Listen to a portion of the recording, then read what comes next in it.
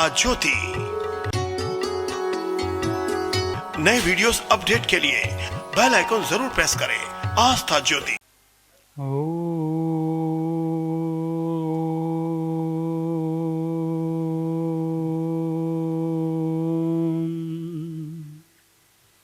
स्वस्ति श्रीमन्महागणाधिपतये नमः। श्री गुरुभ्यो नमः। श्री ललिता महात्रिपुर सुंदर्यै नमः। श्री राधा कृष्णाभ्यां नमः। ओम नमो भगवते वासुदेवाय। वंशी विभूषित करा नवनीरदाभा पीताम्बराधरुणबिम्ब फलाधरोष्ठा पूर्णेन्दुसुन्दरमुखात् अरविन्द्रनेत्रा कृष्णात् परं किमपि तत्त्वमहं न जाने। वक्रतुण्डमहाकाय सूर्यकोटिसमप्रभ निर्विघ्नं कुरु मे देव सर्वकार्येषु सर्वदा। गुरुर्ब्रह्मा गुरुर्विष्णु गुरुर्देवो महेश्वर गुरुः साक्षात् परब्रह्म तस्मै श्री गुरवे नमः।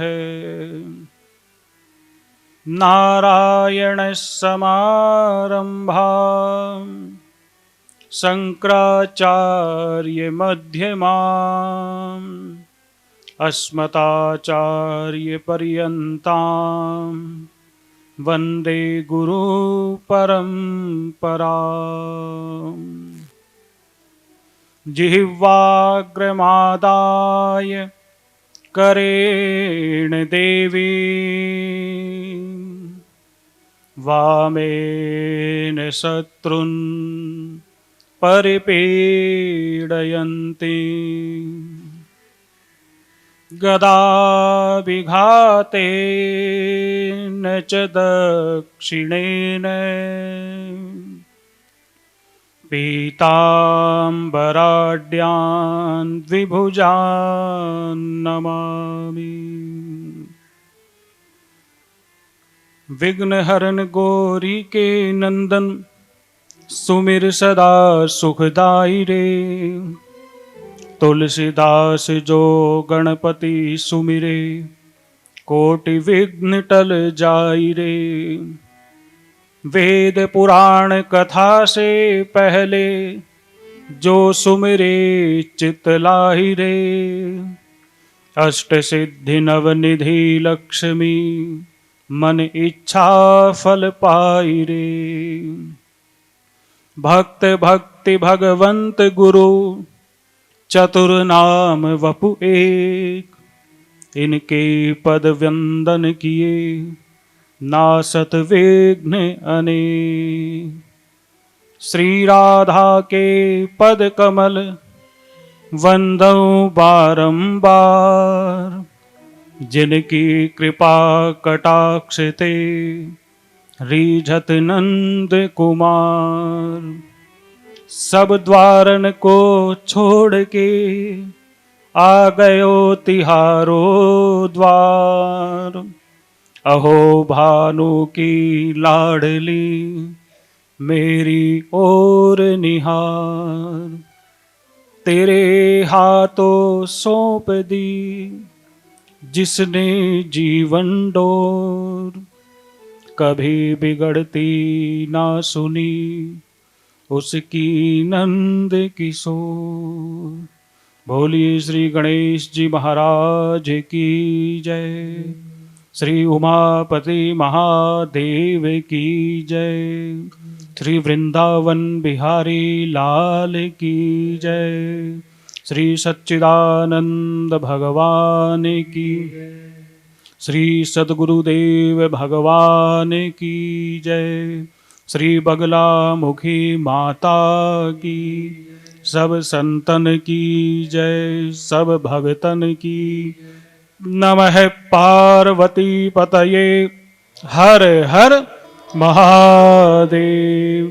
जय जय श्री राधे, जय जय श्री राधे, जय जय श्री राधे।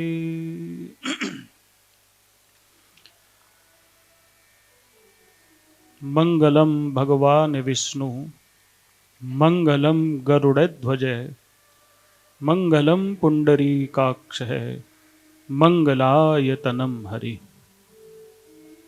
मंगल स्वरूप भगवान श्री हरि के चरणों में वंदन करते हुए आइए श्रीमद् भागवत महापुराण की कथा का हम सब श्रवण करें। इस रस की अधिष्ठात्री भगवती पराम्बा श्री राधा जी को प्रणाम करते हुए आज कथा का शुभारंभ करते हैं। सभी अपनी वाणी के द्वारा भगवती राधा जी का नामोच्चारण करते हुए, उनके नाम का संकीर्तन करते हुए भगवती का आवाहन करें, प्रार्थना करें कि हे जगदम्बा, हमारे हृदयस्थ होकर के हम पर अपनी कृपा बनाते हुए इस भागवत रूपी अमृत का हम पर थोड़ा छींटा कर दें, अपनी कृपा की थोड़ी दृष्टि कर दें। सभी हाथों से सेवा करेंगे, जिह्वा से भगवती का नाम लेंगे। एक कोर कृपा की कर दो, लाडली श्री राधे। एक कोर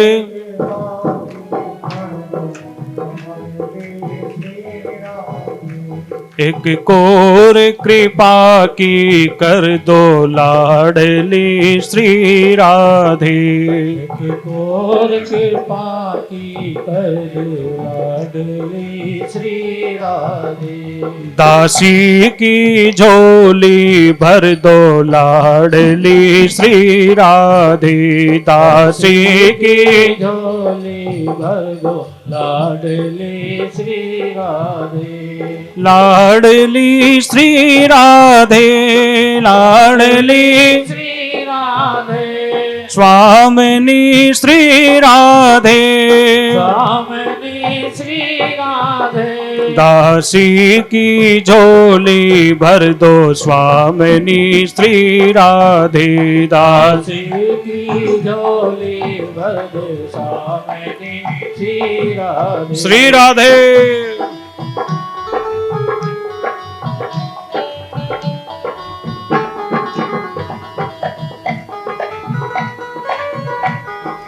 जय हो।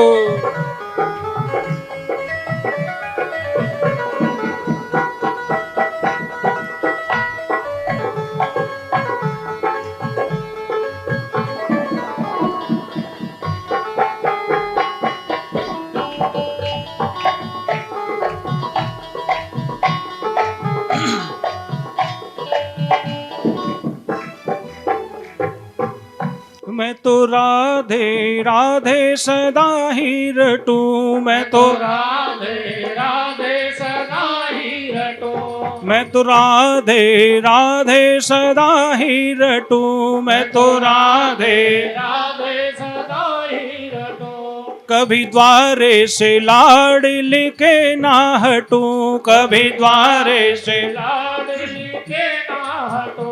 कभी द्वारे से लाडली के ना हटूं, कभी द्वारे से लाडली के ना हटो। मेरे शीश कमल पग धर दो स्वामिनी श्री राधे। मेरे शीश कमल पग रख दो स्वामिनी श्री राधे। एक कोर कृपा की कर दो स्वामिनी श्री राधे। एक और कृपा की कर दो स्वामिनी श्री जय जय।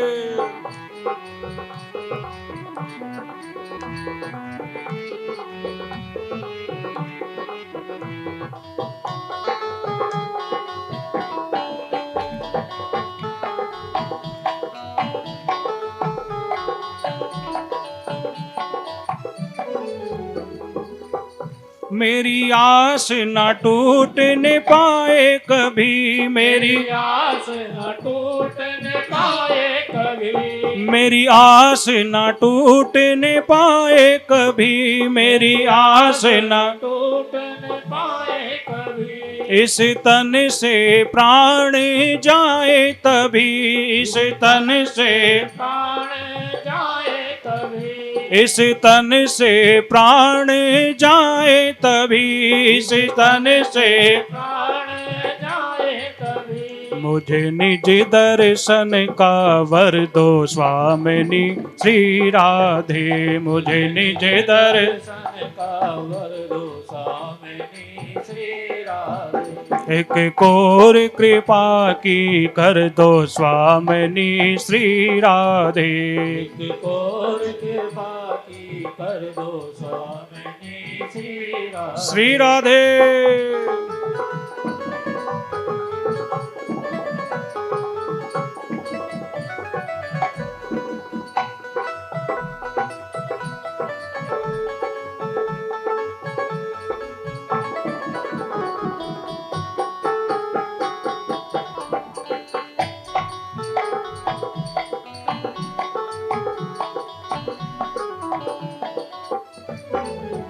हे माँ मुझे प्रीति की रीति सिखा दीजिए। मुझे प्रीत की रीत सिखा दीजिए।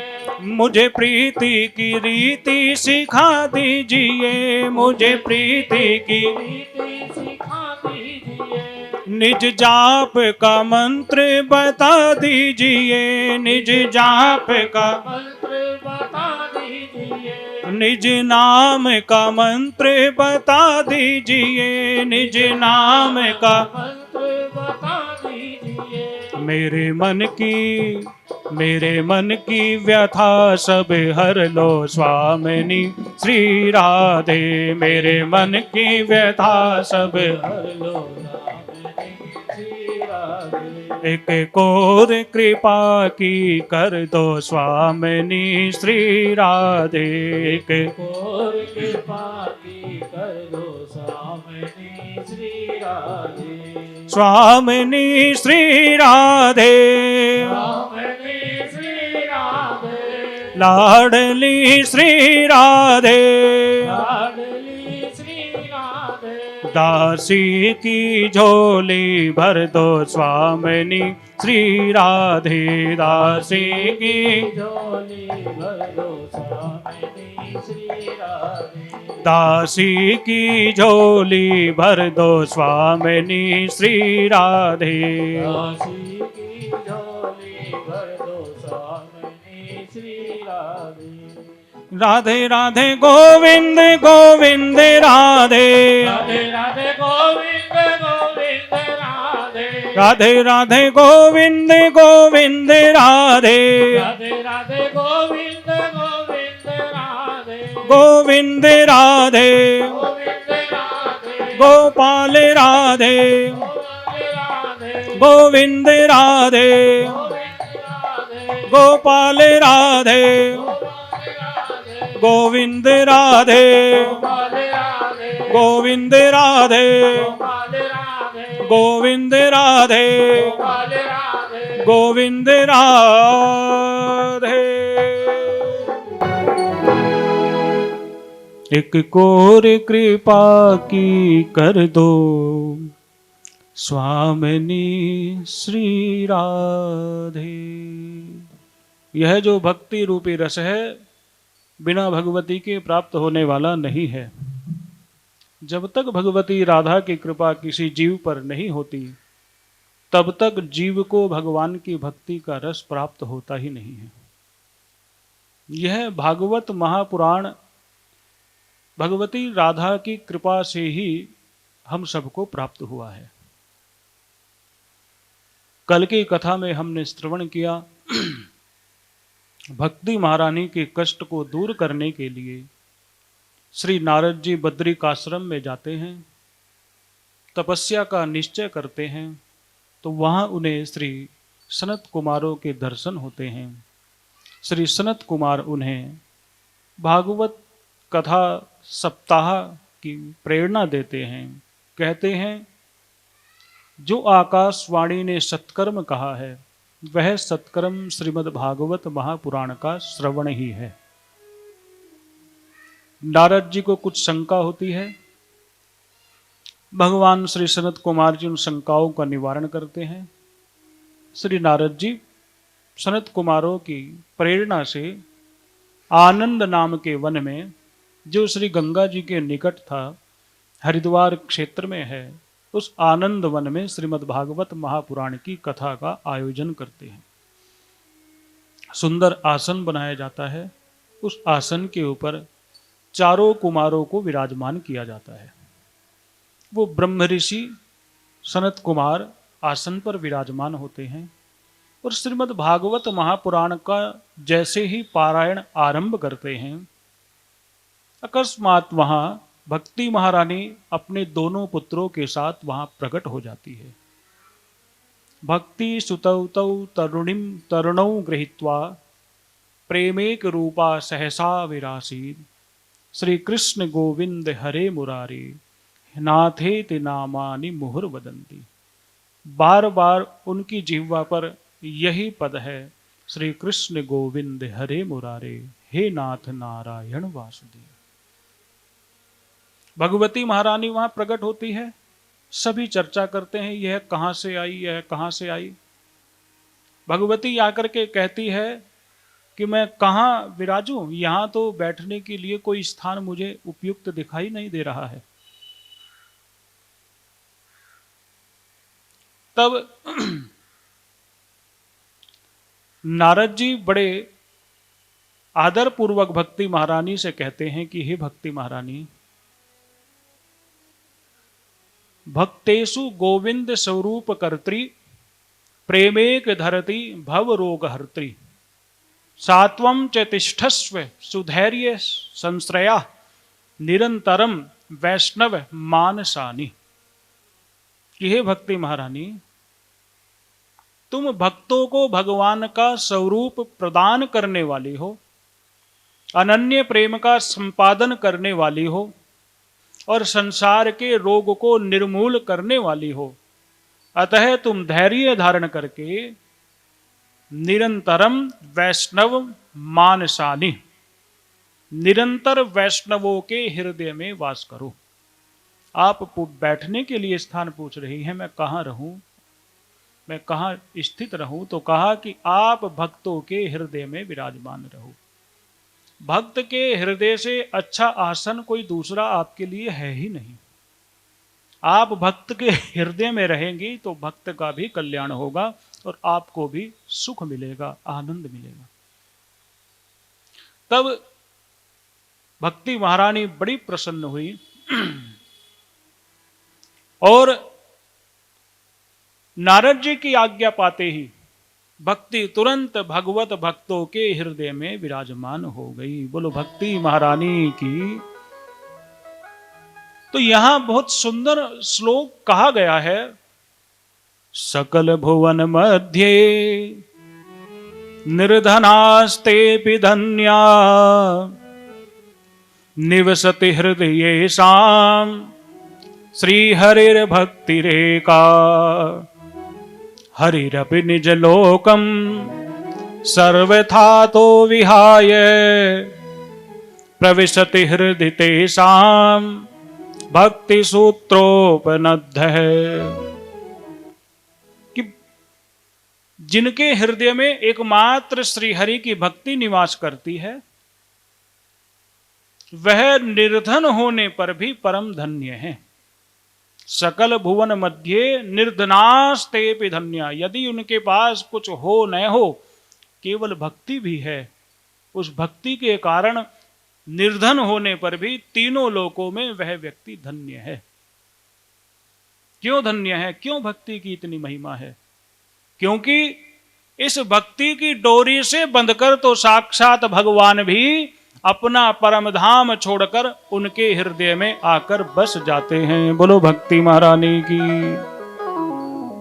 जिसके हृदय में भगवान की भक्ति होती है, भगवान उसके हृदय में आकर के बस जाते हैं। जहां भगवान की भक्ति होती है वहां भगवान को आना पड़ता है। और जब तक भक्ति रहती है भगवान उस हृदय को छोड़कर कहीं नहीं जाते हैं। नारद जी ने भी एक बार भगवान से पूछा कि हे प्रभु, आप कहाँ रहते हैं? भगवान ने नारद जी से कहा, ज्ञानी लोग मेरे रहने के अनेक स्थान बताते हैं।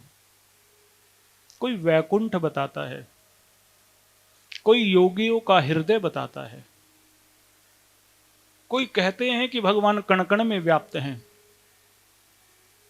लेकिन नारद जी, मैं अपने रहने का सही पता तुम्हें बताता हूं। नाहं वसामि वैकुंठे योगिनां हृदयेन च मद्भक्त्या यत्र गायन्ति तत्प्रतिष्ठामि नारद। कि हे नारद जी, ना तो मैं वैकुंठ में रहता हूं, ना ही योगियों के हृदय में रहता हूं। मेरे भक्त जहां मुझे पुकार लें, मैं तो बस वहीं ही रहता हूं। कितनी सुंदर बात कही। भक्त और भक्ति का ऐसा अद्भुत संगम है। धर्मशास्त्र कहते हैं, ज्ञानी कहते हैं, भक्त और भक्ति का ऐसा मिलन है। भक्त और भक्ति मानो गऊ और उसका बछड़ा। जहां गाय होती है वहीं उसका बछड़ा होता है, और जहां बछड़ा होता है वहीं गाय होती है। न कभी गऊ अपने बछड़े को त्यागती है, न कभी बछड़ा अपनी माता को त्यागता है। जैसा बंधन मां और पुत्र का होता है, वैसा ही बंधन भक्त और भक्ति का होता है। तो ये भक्ति का प्रभाव है कि भक्ति के प्रभाव से भगवान उनके घर भी चले जाते हैं जिनके घर भगवान को जाना नहीं होता है। तो इस संसार में वही धन्य है, वो भले ही निर्धन क्यों न हो। जिसके हृदय में भगवान की भक्ति है वह निर्धन होकर भी धन्य है। यह भगवान और भगवान की भक्ति की महिमा का ग्रंथ है। तब नारद जी श्री सनत कुमारों से पूछते हैं, यह भागवत कथा तो बड़ी अद्भुत कथा है। इस कथा का ऐसा प्रभाव है कि कथा आरंभ हुई नहीं और जिस कार्य के लिए हमने कथा करनी थी वो कार्य हमारा सिद्ध हो गया। इस कथा को सुनकर के कौन कौन पवित्र हो सकता है? के विशुद्ध्यन्ति वदन्तु मह्यम। आप मुझे बताइए कि इस कथा को सुनकर के कौन कौन पवित्र हो सकता है? तो सनत कुमार जी कहते हैं कि ये मानवा पाप कृतस्तु सर्वदा। साधारण मनुष्यों की तो बात ही क्या है।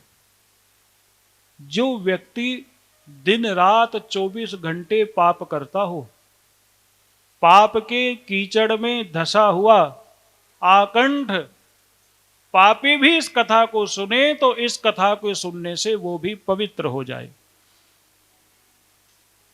जो व्यक्ति दुराचार में रत हो, क्रोध अग्नि से दग्ध हो, कुटिल हो, कामी हो, वह भी यदि सप्ताह भर कथा सुन ले तो वह पवित्र हो जाएगा। कलौ पुनन्ति ते। कलयुग में सप्ताह यज्ञ से पवित्र हो जाएंगे। और इस विषय में सनत कुमार जी कहते हैं, हम ऐसे ही नहीं बता रहे हैं। एक कथा आती है गोकर्ण आख्यान के नाम से इस कथा का वर्णन है। गोकर्ण जी की कथा है। अत्र ते कीर्तिश्यामे इतिहासम पुरातनम यस्य श्रवण मात्रेण पाप हानि प्रजायते। आपको एक ऐसी कथा सुनाते हैं जो इतिहास में दर्ज है, इतिहास में वर्णित है, और जिसके सुनने मात्र से पापों की हानि हो जाती है, पाप नष्ट हो जाते हैं। तो यहां सनत कुमार जी कथा सुना रहे हैं। तुंगभद्रा तटे पूर्वम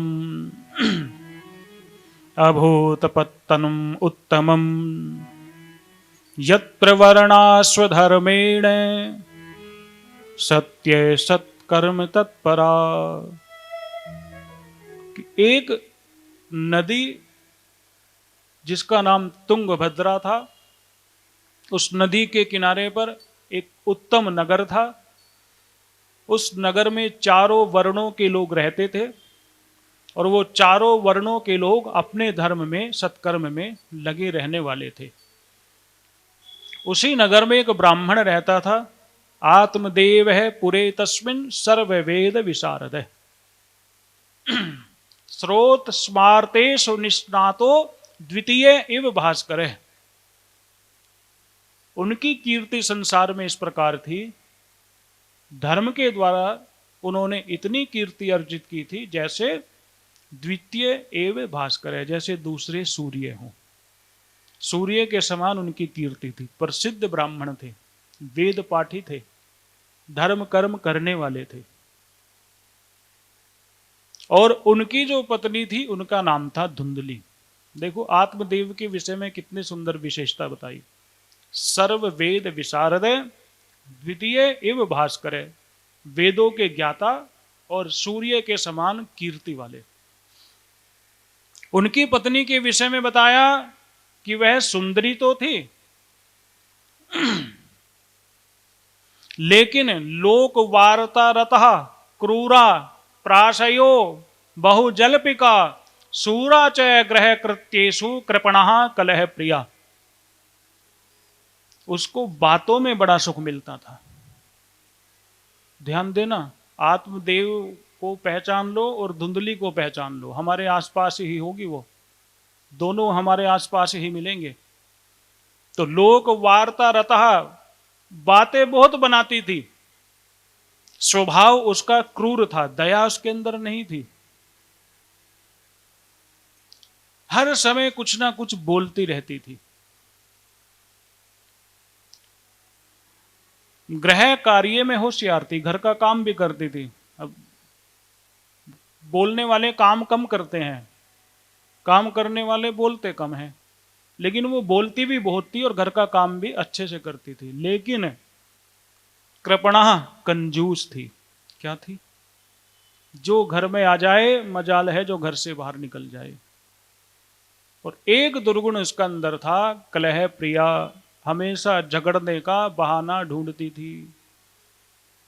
तो पति तो कितने सौम्य और पत्नी कितनी अच्छी, तो भी जीवन की गाड़ी दोनों की चल रही थी।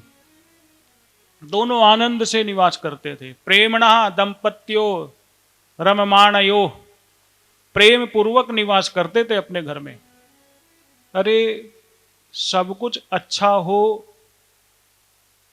और फिर अच्छाई करें तो फिर उसमें अच्छा होने का क्या लाभ। बात तो तब है कि विपरीत परिस्थिति में भी हम अच्छे बने रहें। अच्छे में तो सब अच्छे हो जाते हैं।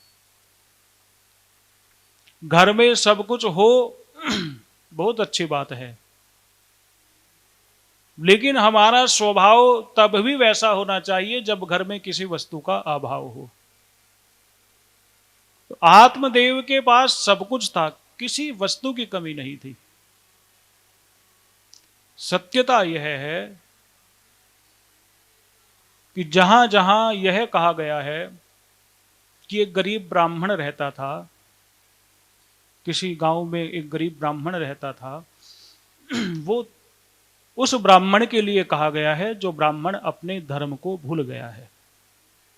यदि ब्राह्मण अपने धर्म का पालन करने वाला है, नित्य गायत्री मंत्र का जप करने वाला है, तीनों समय संध्या करने वाला है, वेद मंत्रों का पाठ अध्ययन करने वाला है, तो वह ब्राह्मण कभी दरिद्र नहीं हो सकता।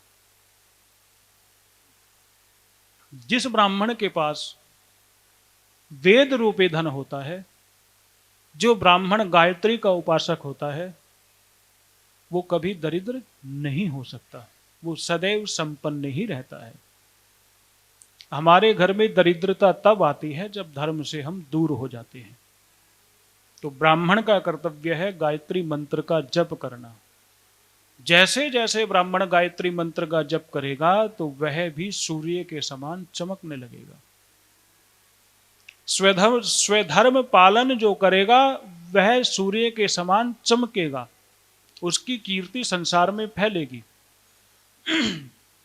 आत्मदेव के घर में किसी वस्तु की कोई कमी नहीं थी, खूब भर भर के धन भरा था उसके घर में। क्यों? क्योंकि वह वेद विशारद था, वेदों को जानने वाला था, अपने स्रोत स्मार्त कर्म को करने में निपुण था। इसलिए उस ब्राह्मण के घर में कोई कमी नहीं थी। कमी ब्राह्मण के कारण नहीं थी, कमी थी उसकी धर्मपत्नी के कारण। क्योंकि ब्राह्मण जितना धार्मिक था, उसकी धर्मपत्नी उतनी धार्मिक नहीं थी। पत्नी को पति और पति को पत्नी अनुकूल मिले तो बार बार भगवान को धन्यवाद देना चाहिए, क्योंकि जोड़ी हर किसी की नहीं मिलती। कभी कभी तो विपरीत जोड़ियां भी मिल जाती हैं। तो जिसके पति पत्नी के आपस में विचार मिलते हों, जिसके घर में पति पत्नी प्रेम से रहते हों, तो बहुत बहुत भगवान को धन्यवाद देना चाहिए। आत्मदेव के घर में सब कुछ था, एक कमी थी, उसके यहां संतान नहीं थी। पुत्र सुख का अभाव था, लेकिन वह कभी दुखी नहीं रहता था। वह यह समझता था कि जो हमारे पास है हमें उसी में संतुष्ट रहना चाहिए, जो नहीं है उसकी चाह नहीं रखनी चाहिए, जो है उसको महत्व देना चाहिए, उसी में खुश रहना चाहिए। अब जब वृद्धावस्था की ओर वह ब्राह्मण बढ़ रहे थे, अवस्था बढ़ने लगी, तो ब्राह्मण को चिंता होने लगी। विचार करने लगे कि हमारे पूर्वजों को जल आदि कौन देगा, हमारे पूर्वजों को श्राद्ध आदि कर्म से कौन प्रसन्न करेगा। तो यहां भी संतान की चिंता नहीं, धर्म की चिंता, धर्म का लोप हो जाएगा। तो उन्होंने बहुत प्रयास किया, जो जो विधि वो जानते थे, संतान गोपाल मंत्र हो, महामृत्युंजय मंत्र हो, हरिवंश पुराण का पारायण हो, श्राद्ध कर्म की नारायणी विधि हो, जो भी संतान उत्पत्ति के सहायक साधन थे वो सब उन्होंने साधन कर लिए, तो भी उन्हें संतान सुख न मिला। अब ब्राह्मण को चिंता होने लगी, अवस्था ढल रही है, न जाने कब जीवन की सांझ हो जाए। यदि संतान न हुई तो मेरे पितरों को कौन जल देगा, कौन मेरे पितरों का श्राद्ध आदि कर्म करेगा। तो इस चिंता में वह ब्राह्मण व्याकुल रहने लगे। पत्नी को कोई चिंता नहीं थी, पत्नी मस्त थी। ब्राह्मण ने विचार किया कि संतान न हो तो बहुत कष्ट होता है, कुछ प्रयास करना चाहिए। सत्कर्म तो बहुत कर लिया, अब कृपा किसी की मिल जाए तो संतान हो जाए। तो ब्राह्मण एक दास है द्विजो दुखाद ग्रह त्यक्त्वा वनम गतः। एक दिन उस ब्राह्मण के मन में इतनी पीड़ा हुई, उसने अपना घर त्याग दिया और वन की ओर प्रस्थान कर गया कि फिर गृहस्थ में रहने का क्या लाभ जब संतान नहीं है। वन में जाकर के नदी के किनारे बैठ गए, पीत्वा जलम, जल पी करके तालाब पर आकर के दुख के कारण जल पी करके वहीं बैठ गए। 2 घड़ी बीत गई, तभी वहां एक सन्यासी का आगमन हुआ। उन सन्यासी ने आकर के उन ब्राह्मण के मुख की ओर दृष्टि डाली तो ब्राह्मण का मुख दुखी था। संत हृदय नवनीत समाना, संत का हृदय तो मक्खन के समान होता है। वो अपने दुख से दुखी नहीं होता, वह दूसरे के दुख से दुखी होता है। संत ने सोचा ब्राह्मण देवता का मुख उदास है और साधारण ब्राह्मण नहीं लगता, संध्या वंदन करने वाला ब्राह्मण है, इसको क्या दुख है।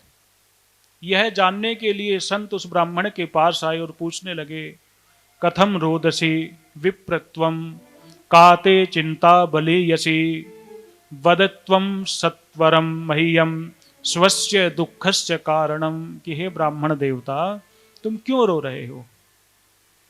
कौन सी तुम्हें चिंता खाई जा रही है? धैर्य धारण करके मुझे जल्दी जल्दी अपना दुख बताओ, तुम्हारे दुख का कारण क्या है। तो ब्राह्मण कहने लगा कि हे महाराज, मैं आपको क्या बताऊं। सुख और दुख तो अपने कर्मों का फल है। पूर्व जन्म के पापों के कारण मुझे बहुत बड़ा दुख हुआ है। अब मेरे पितर मेरे द्वारा दी हुई जल की अंजलि के जल को बड़ी चिंता से ग्रहण करते हैं। देखो कितनी सुंदर सूक्ष्म बात कही। कुछ लोग कहते हैं श्राद्ध कर्म व्यर्थ है। श्राद्ध करने से क्या होता है? क्या कोई पितर आकर के खाता है? किसी ने देखा है? क्या कोई पितर आकर के जल पीता है? किसी ने देखा है? लोग तो इन्हीं बातों में उलझ करके अपने कर्म को त्याग देते हैं। यहां ब्राह्मण देवता क्या कह रहे हैं कि अब मेरे पितर मेरे द्वारा दी हुई जल की अंजलि को चिंता जनित सांस से कुछ गर्म करके पीते हैं। समझ में आया कि मेरे द्वारा दिए हुए जल को पितर पीते तो हैं लेकिन चिंता में पीते हैं। धर्म शास्त्रों में जगह जगह वर्णन आया है, जहां श्राद्ध कर्म का वर्णन आया है वहां बार बार बताया है कि पितृ आकर के हमारे दिए हुए जल को स्वीकार करते हैं, हमें दिखाई क्यों नहीं देते। उसका कारण यह है कि हम में वह योग्यता नहीं है कि हम अपने पितरों के दर्शन कर सकें। पितृ आते हैं। गरुड़ पुराण का वचन है कि प्रत्येक अमावस्या को पितृ अपने संतानों के दरवाजे पर आकर के खड़े होते हैं और दोपहर तक प्रतीक्षा करते हैं कि घर के स्वामी आएंगे और हमारे लिए जल का दान करेंगे, अन्न का दान करेंगे। और जब घर के सदस्य उन पितरों के लिए अन्न जल का दान नहीं करते तो दुखी मन से वापस लौट जाते हैं और सोचते हैं कि हमारे संस्कारों में, हमारी शिक्षा में ऐसी क्या कमी रह गई जो हमारी संतानें हमारे लिए एक बूंद जल भी दान नहीं करती। एक बार वन में भगवान श्री राम श्राद्ध कर रहे थे अपने पिताजी का। 14 वर्ष वन में रहे भगवान। श्राद्ध पक्ष था, श्राद्ध पक्ष में अपने पिताजी का श्राद्ध कर रहे थे श्री राम। और उसमें पितरों की श्रेणी होती है, पिता, प्रपिता, वृद्ध प्रपितामह। पिता, बाबा, पड़बाबा, इन तीन का तो श्राद्ध अवश्य करना चाहिए। ब्राह्मणों को निमंत्रण दे रखा था। तीन ब्राह्मण वहां आसन लगा करके बैठे थे और भगवान श्री राम अपने हाथ से भोजन परोस रहे थे। माता सीता रसोई में जो भोजन था वह लेकर के जैसे ही बाहर आई और बाहर आते ही उन्होंने ब्राह्मणों को बैठे हुए देखा तो उल्टे पैर वापस लौट गई। भगवान राम ने कहा, अरे देवी, ब्राह्मण देवता आए हैं, हमारे पितृ रूप में आए हैं, तुम ये जो अन्न फल लेकर के आई और देखते ही वापस लौट गई, इसके पीछे कोई कारण है? तो भगवती सीता कहने लगी, स्वामी, ये ब्राह्मण नहीं है। इन ब्राह्मणों में मुझे अपने ससुर और उनके पिता और उनके पिता के दर्शन हो रहे हैं। मैं यह सोच करके वापस लौट गई कि मैं तो राजसी वस्त्र पहनने वाली थी, राजा की पुत्री थी, राजा की वधू थी, पुत्र वधू थी। ये आपके पिता बाबा पड़बाबा मुझे इस स्थिति में देखेंगे तो दुखी हो जाएंगे। अरे हमारे कुल की राजकुमारी, कुल की कन्या वधू वनवासी वेशभूषा में है। तो श्राद्ध तो पितरों की प्रसन्नता का कर्म है। मेरे इस वेशभूषा से आपके पितर दुखी न हो जाएं, इसलिए मैं वापस लौट गई। भगवान राम यह बात सुनकर के बड़े प्रसन्न हुए और भगवान राम ने भगवती सीता को कहा कि जैसी भी परिस्थिति हो, सुख हो दुख हो, लाभ हो हानि हो, कभी भी अपने पूर्वजों से मुख मोड़ना नहीं चाहिए। अपने पूर्वजों का कर्म विधि पूर्वक करना चाहिए, जैसी भी अवस्था हो। राजा जैसे रहें तो राजसी साधनों से पितरों की पूजा करें, और यदि परिस्थिति वश धन हानि हो जाए, घर में कुछ कमी आ जाए, तो जैसी वस्तु मिले उन वस्तुओं से पितरों की पूजा करनी चाहिए। गरुड़ पुराण का वचन है कि यदि कुछ भी करने के लिए न हो, भगवान न करे ऐसी स्थिति आ जाए कि आपके घर में भोजन कराने की भी व्यवस्था ना हो और ब्राह्मण आपको न मिले, तो गौ वेद लक्षणा गौ के पास जाकर के थोड़ी सी घास अपने हाथों से काट करके, खरीदने के लिए पैसे भी ना हो तो थोड़ी सी घास लेकर के गऊ के सामने डाल दिया जाए और प्रार्थना की जाए कि हे गौ माता, आप में सारे देवता वास करते हैं, आज इस गऊ ग्रास से आप मेरे पितरों को तृप्त कर दो। इतना भर कह दिया जाए तो उससे भी पितरों की तृप्ति हो जाती है। इतनी भी सामर्थ्य न हो तो कहा कि मध्याह्न काल में, दोपहर के समय, सूर्य की ओर मुख करके दोनों हाथ उठा करके सूर्य नारायण से कहा जाए कि हे सूर्य नारायण, मेरे पास देने के लिए कुछ है ही नहीं, मुझ पर ऐसी कृपा करो कि अगली अमावस जब आए तो मैं कुछ अपने पूर्वजों के लिए कुछ कर सकूं। और इतनी प्रार्थना करके अंजलि में जल लेकर के सूर्य नारायण को अंजलि से जल चढ़ा दिया जाए कि इस जल से मेरे पितृ तृप्त हो जाएं, तो इतने भर से भी पितृ तृप्त हो जाएंगे। वो कहां आपसे पूरी हलवा खीर कचौरी मांग रहे हैं, वो तो आपकी भावना के अनुसार ग्रहण करने वाले हैं। घर में यदि सूखी रोटी हो तो सूखी रोटी का ही भोग लगाओ। किसी भी अवस्था में कर्म का लोप नहीं होना चाहिए, किसी भी अवस्था में कर्म लुप्त नहीं होना चाहिए। अपनी संतानों को यह संस्कार दो कि कुछ भी हो, संपन्नता हो तो उसके अनुसार और निष्पन्नता हो तो उसके अनुसार हमें अपने कर्म को नहीं त्यागना है, हमें अपना कर्म निरंतर करते रहना है। संस्कार बनते हैं इससे, और संस्कार जीवन में बहुत काम आते हैं। आत्मदेव कहने लगे कि मेरे जो पितर हैं, मेरे द्वारा दिए हुए जल को चिंता से भरी हुई सांस के स्वाद पीते हैं। देवता और ब्राह्मण मेरे हाथ से दिए हुए दान को स्वीकार नहीं करते। अब मैं इतना दुखी हो गया हूं, ना मेरे पितृ मुझसे प्रसन्न है, ना देवता मुझसे प्रसन्न है, कि अब मुझे सब और सूना सूना ही दिखाई देता है।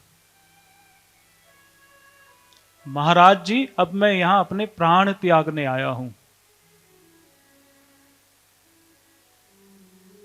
अरे धिक जीवितम प्रजाहीनम, धिक गृहम च प्रजाम बिना, धिक धनम चान पत्न्यस्य, धिक कुलम संतति बिना।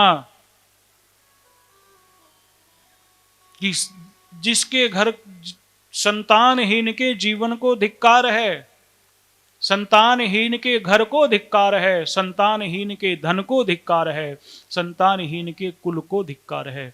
महाराज जी, मैं अपने दुख को क्या कहूं, मैं जो गऊ लाता हूं ना, वो गऊ भी मेरे यहां आकर के दोबारे ब्याहती नहीं है। अपने हाथ से जो पेड़ लगा देता हूं, वह पेड़ भी फलता फूलता नहीं है। मेरे घर में जो फल आता है वह फल बहुत जल्दी सड़ जाता है। मैं ऐसा अभागा और पुत्रहीन हूं कि मैं अपने जीवन को रखकर करूंगा क्या।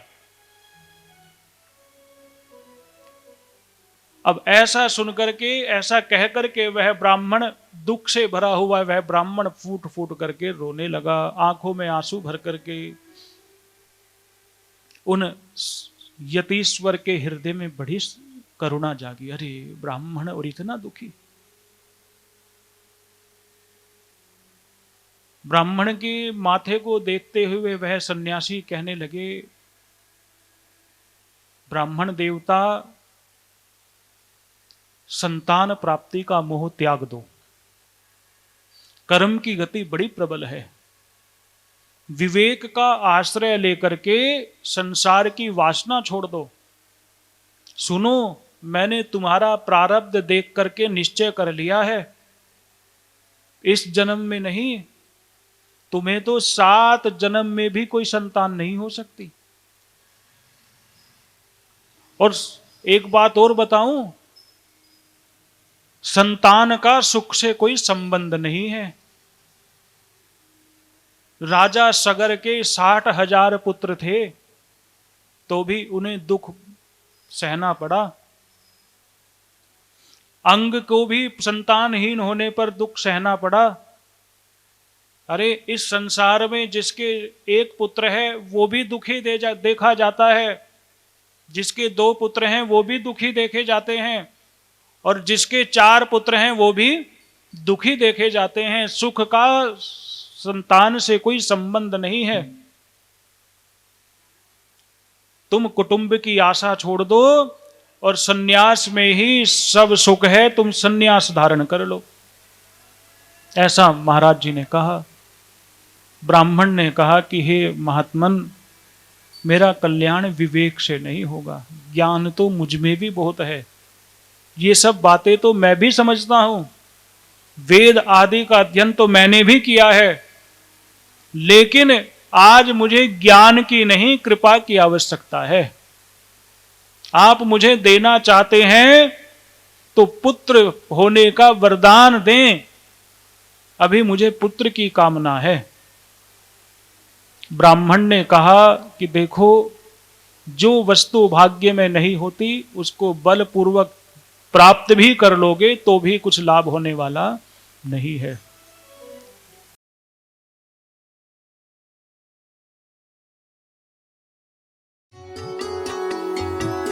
ईश्वर के मनमोहक भजन, मंत्र, गीत, धर्म ज्ञान, सत्संग, धार्मिक कहानियों, कथाओं और पौराणिक ग्रंथों को सुनने और नए भक्ति संगीत का आनंद लेने के लिए देखते रहिए आस्था ज्योति।